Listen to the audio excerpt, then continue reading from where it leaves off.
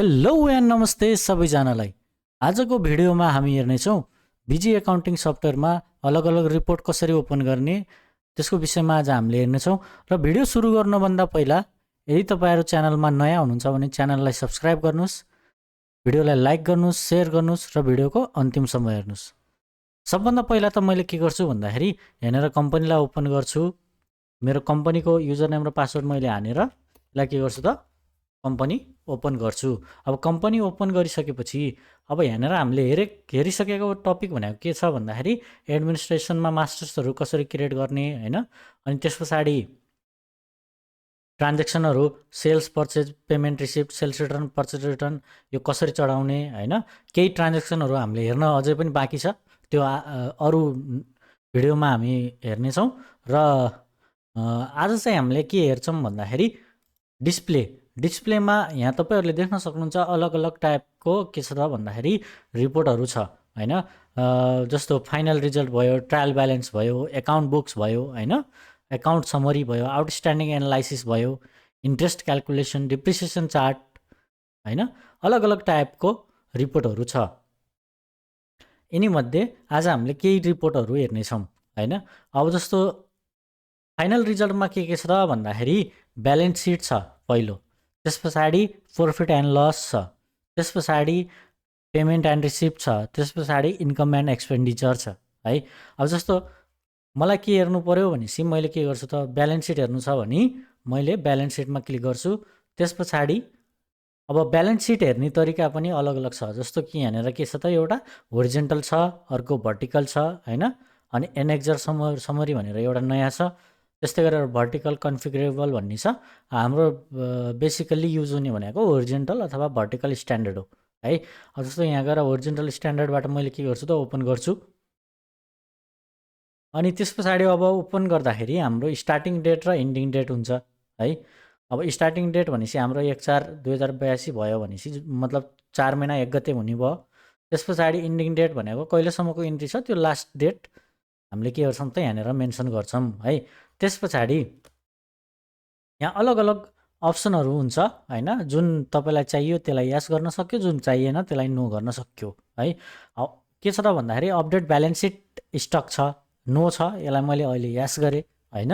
त्यस्तै गरेर so second level group detail भन्ने छ, यसलाई यो पनि डिफल्टमा नो हुन्छ, हामीले पछि त्यसलाई के गर्छौँ त यस गर्छौँ है। अनि त्यस पछाडि show group and amounts in separate column भन्ने छ होइन। अनि त्यस्तै गरेर show previous year balance also, show ratio होइन, के चाहियो त होइन, त्यसलाई यस गरेर हामीले के गर्न सक्छौँ त ओके गर्न सक्छौँ। अब ओके गरिसके पछाडि हाम्रो तपाईँहरूले देख्न सक्नुहुन्छ दुईवटा साइड छ। के छ त भन्दाखेरि लायबिलिटिज अनि एसेट्स। लायबिलिटिज भनेको के हो त भन्दाखेरि दायित्व है, अनि त्यस पछाडि एसेट्स भनेको हाम्रो सम्पत्ति होइन। एसेट्समा दुई प्रकारको एसेट्स हुन्छ, फिक्स एसेट्स र करेन्ट एसेट्स है।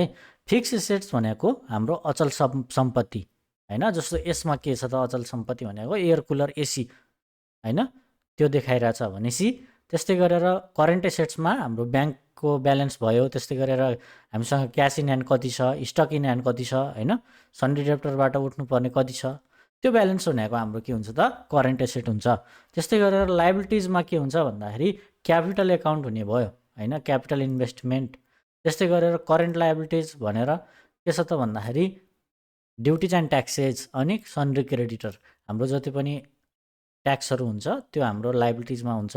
अनि जो साउलाई हामीले तिर्नुपर्ने रकम हुन्छ त्यो हाम्रो के हुन्छ लायबिलिटिज हुन्छ है। यसरी हाम्रो के हुन्छ त ब्यालेन्स सिट ओपन हुन्छ। त्यस्तै गरेर यो भयो होरिजेन्टल। त्यस्तै गरेर भर्टिकल पनि हुन्छ है। भर्टिकलमा पनि अब हामीले के देखाउने के नदेखाउने त्यो यस नो गरेर हामीले के गर्न सक्छौँ त ओके गऱ्यो भने हाम्रो ब्यालेन्स सिट यसरी भर्टिकल आउँछ है।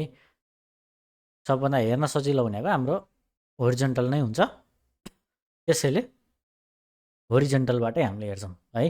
त्यस्तै गरेर एनेक्जर समरीमा फिक्स एसेट छ, क्यापिटल एकाउन्ट छ होइन।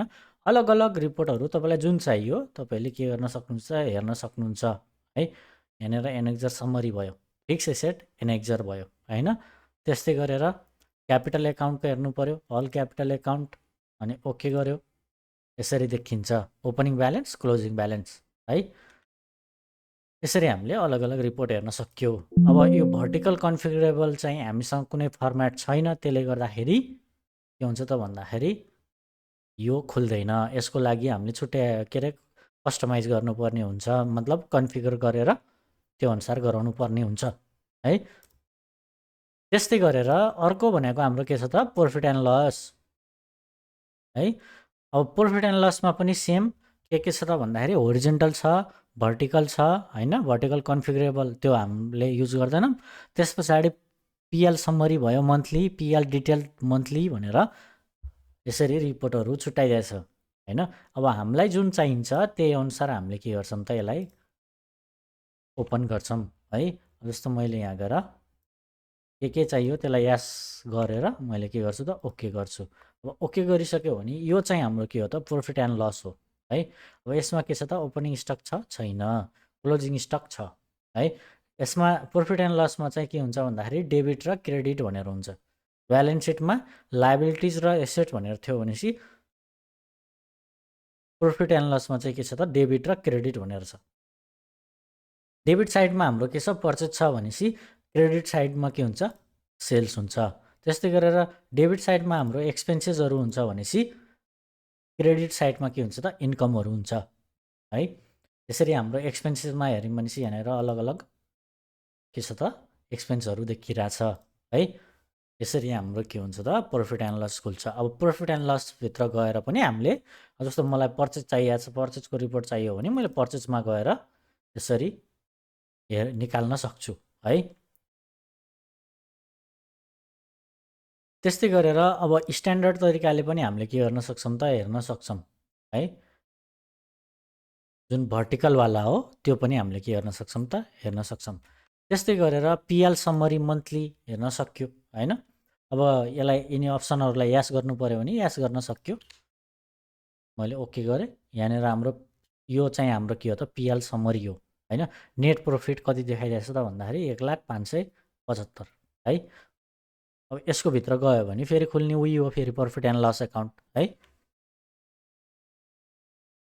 त्यस्तै गरेर पिएल डिटेल भन्ने छ। अब यो पनि हामीले के गर्न सक्छौँ त भन्दाखेरि एकाउन्ट लेभल हेर्ने हो कि सेकेन्ड लेभल हेर्ने हो कि हैन। अब जस्तो यहाँनिर डिटेलमा हामीले के गर्न सक्छौँ त हेर्न सक्छौँ है। यो पनि के हो त समरी नै हो। रेसियो चाहियो, रेसियोलाई पनि हामीले यास गर्न सक्यौँ है। यसरी हाम्रो यो के हुन्छ डिटेलमा देखिन्छ है। ल त्यसपछि हाम्रो अर्को भनेको पेमेन्ट रिसिप्ट। यो हाम्रो के हो त पेमेन्ट र रिसिप्टको मात्रै रिपोर्ट हो है। जस्तो यहाँनिर गएर यसलाई मैले यास गरेँ भनेपछि यसरी हाम्रो के हुन्छ त क्यास इन र क्यास आउटको मात्रै यसमा के हुन्छ रिपोर्ट देखिन्छ है। त्यस्तै गरेर इन्कम एन्ड एक्सपेन्डिचर भनेको हाम्रो इन्कम र एक्सपेन्सेस हैन, आम्दानी र के त खर्च, त्यसको हाम्रो के हुन्छ त यसमा देखिन्छ है।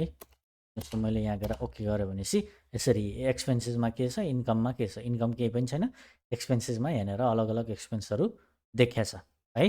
यसरी हाम्रो के हुन्छ इन्कम एन्ड एक्सपेन्डिचरको पनि रिपोर्ट निकाल्न सक्यो। त्यस्तै गरेर ट्रायल ब्यालेन्स हुन्छ।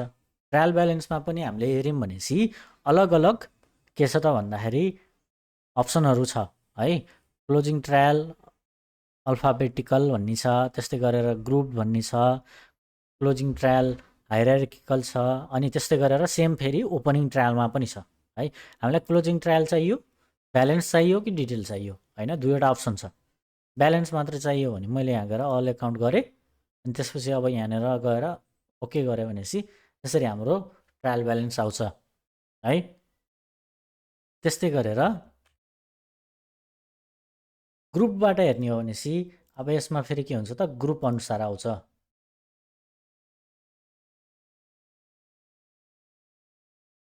के भन्यो त भन्दाखेरि यहाँनिर डेट टाइप भनेको छ नेपाली इन नेपाली आउट गराउने कि अथवा कुन तरिकाले हेर्ने, नेपाली इन रोमन आउट हेर्ने हो कि अथवा रोमन इन रोमन आउट हेर्ने हो। अब जस्तो मैले यहाँनिर नेपाली इन नेपाली आउट नै गरेँ भनेपछि यसरी देखिन्छ है।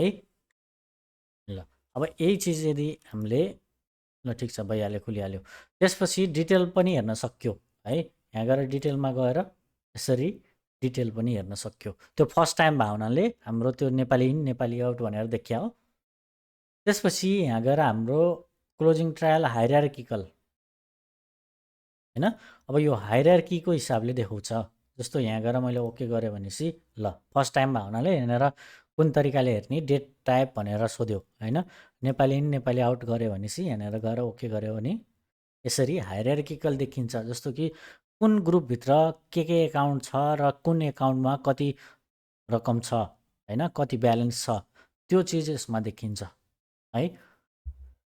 ग्रुपभित्र एकाउन्टहरूको हायरार्की बनाएर के गर्छ त यसमा के हुन्छ ट्रायल ब्यालेन्सको रिपोर्ट आउँछ है। त्यस्तै गरेर opening trial same closing trial हेरे जस्तै हो है। अब यसमा पनि हामीले यसरी यो चाहिँ के हुन्छ त ओपनिङको हुन्छ है। ओपनिङ ट्रायल ओपनिङ ब्यालेन्सको आउँछ। त्यस पछाडि यसलाई मैले हाइड गरेँ। त्यसपछि अब हाम्रो यहाँनिर एकाउन्ट बुकमा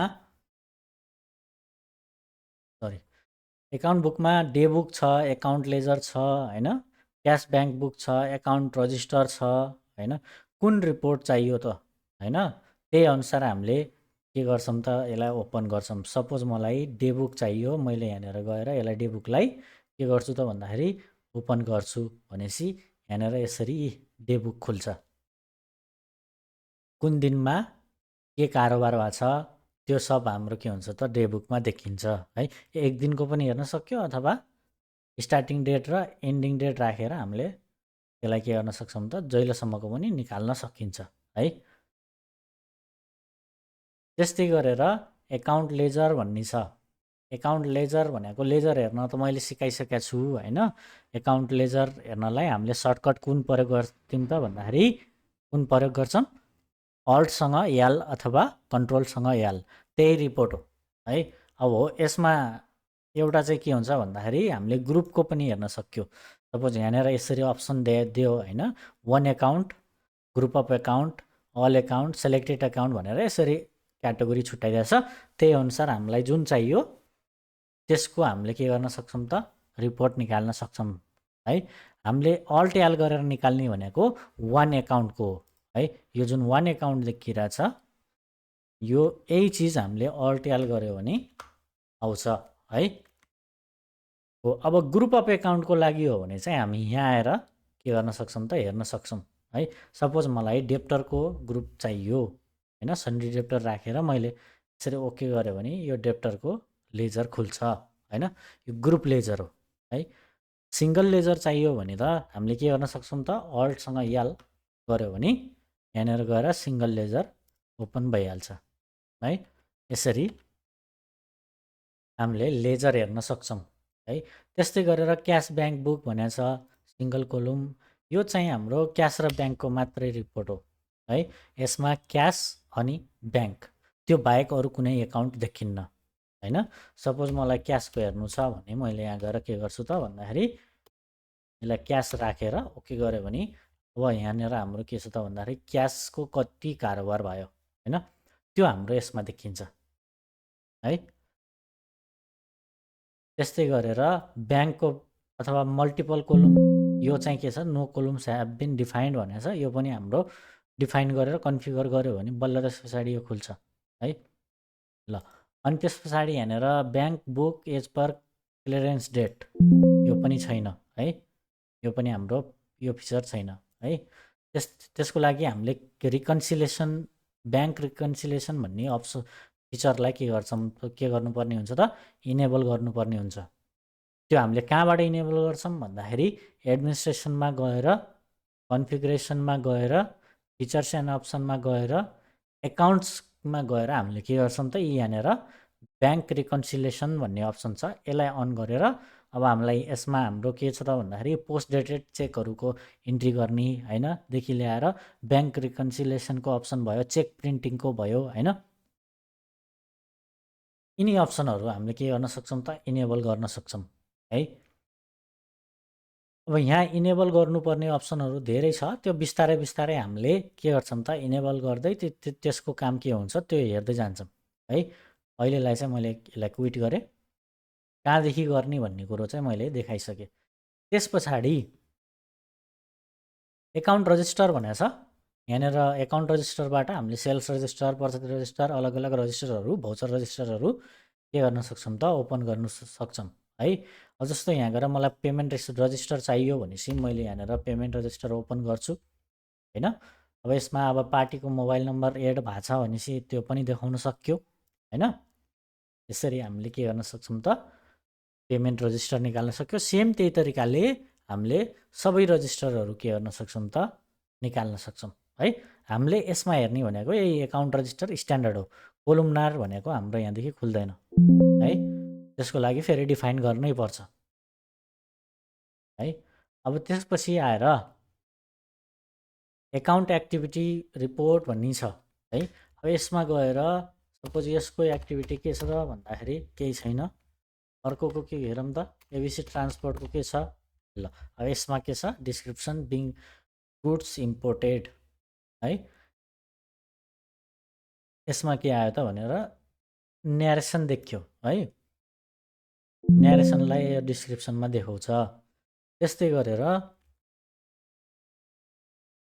यो एकाउन्टको एक्टिभिटीको रिपोर्ट हो। पार्टी डेबुक, त्यो पार्टी कुन पार्टी हो त्यसको डेबुक हामीले के गर्न सक्छौँ त निकाल्न सक्छौँ है।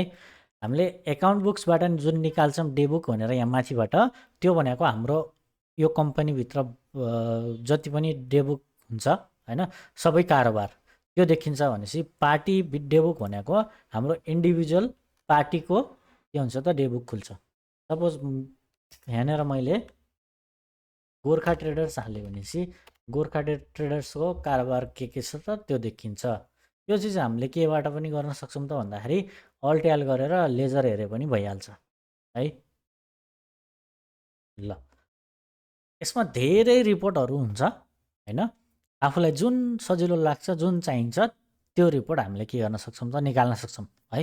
अब यो पार्टी डेबुकको ठाउँमा मलाई सजिलैसँग के निकाल्न सक्छु त, मैले अल्ट्याल गरेर गोर्खा ट्रेडर्स भनेर त्यो पार्टी राख्यो भने त यसको लेजर खुलिहाल्छ, यसको कारोबार त यसमा देखिहाल्छ होइन। भनेपछि पार्टी डेबुक हामीलाई किन निकाल्नु पर्यो त होइन। त्यस्तै गरेर त्यही हुनाले हामीले जुन सजिलो, जुन तरिका सजिलो लाग्छ आफूलाई त्यही तरिकाले हामीले हेर्न सक्छौँ है। त्यस्तै गरेर एकाउन्ट समरी, अब समरी पनि हामीले हेर्न सक्छौँ है। Daily balances, daily summary, monthly summary, अलग अलग टाइपको रिपोर्टहरू हुन्छ है। त्यो अनुसार हामीले के गर्न सक्छौँ त त्यो रिपोर्ट हामीले ओपन गर्न सक्छौँ है। ल सबै रिपोर्टहरू हामीले के गर्न सक्छौँ त यहाँ भएको सबै रिपोर्टहरू हामीले निकाल्न सक्छौँ। जुन बेला आवश्यक पर्छ त्यही अनुसार हामीले निकाल्नेछौँ। आजलाई भने यति नै गरौँ। फेरि अरू रिपोर्टहरूको बारेमा पनि हामी पछि सिक्नेछौँ है। त्यो कसरी रिपोर्ट ओपन गर्ने र अथवा आफूले चाहेको रिपोर्टमा केही कोलुमहरू एड गर्ने, कसरी गर्ने, कस्टम कोलुमहरू कसरी एड गर्ने, त्यसको विषयमा पनि हामी सिक्नेछौँ। अहिलेलाई भने यति नै गरौँ। म फेरि अर्को नयाँ भिडियो ल्याएर आउनेछु। तबसम्मको लागि फेरि भेटौँला है त।